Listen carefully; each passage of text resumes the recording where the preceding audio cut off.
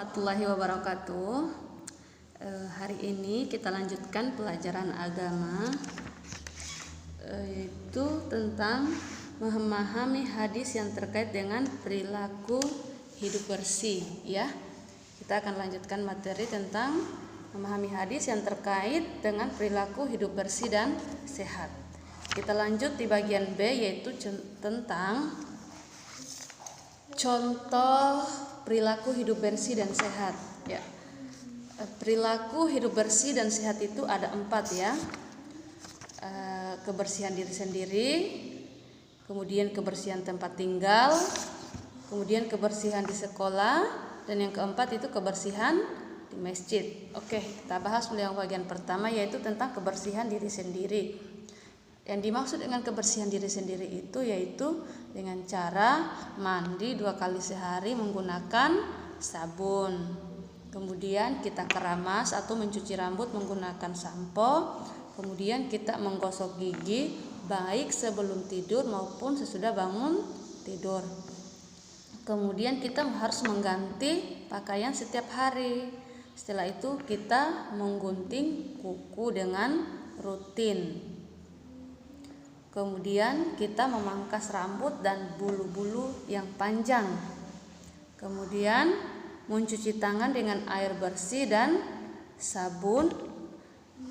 Kemudian mencuci kaki dan tangan sebelum tidur, atau lebih baik kita berwudu. Itu untuk menjaga kebersihan diri.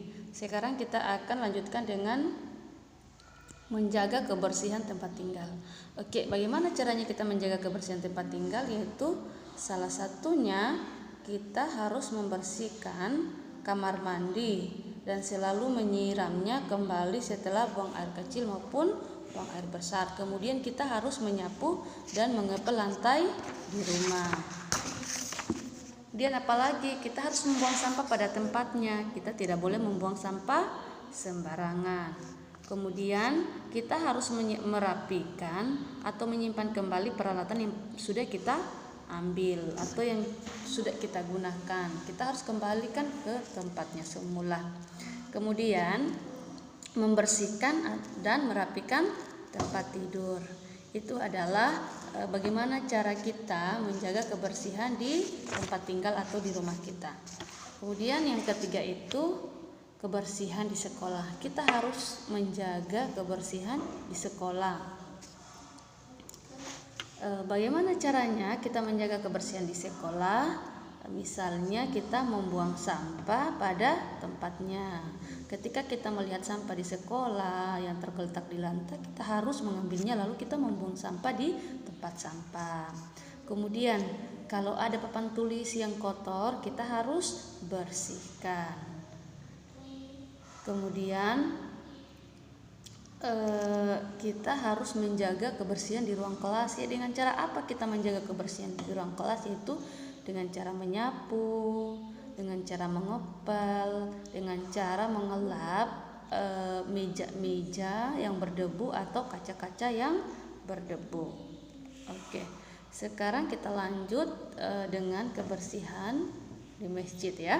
Bagaimana cara kita menjaga kebersihan di masjid? Yaitu dengan cara membersihkan lantai dan karpet dari sampah dan debu.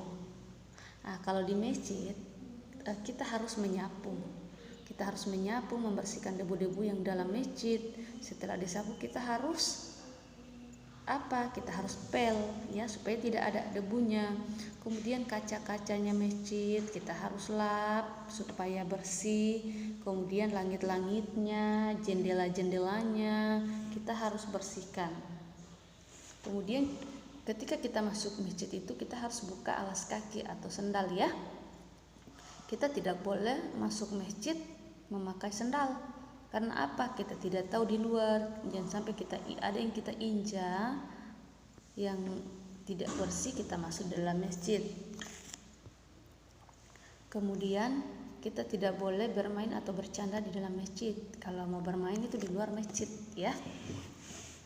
Oke, kemudian di dalam masjid itu kita harus tenang, tidak boleh ribut ya. Oke, itu adalah penjelasan tentang contoh kebersihan hidup bersih dan sehat. Miss ingatkan kembali, perilaku hidup bersih dan sehat itu ada 4, kebersihan diri sendiri, tempat tinggal, sekolah maupun di masjid. Karena kebersihan itu adalah sebagian dari iman. Karena di dalam Islam itu harus bersih, dan Allah memerintahkan kepada umatnya untuk hidup bersih.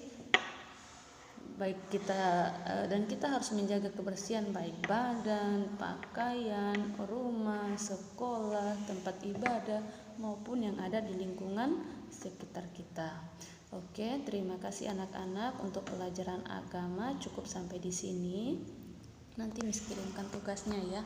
Wassalamualaikum warahmatullahi wabarakatuh.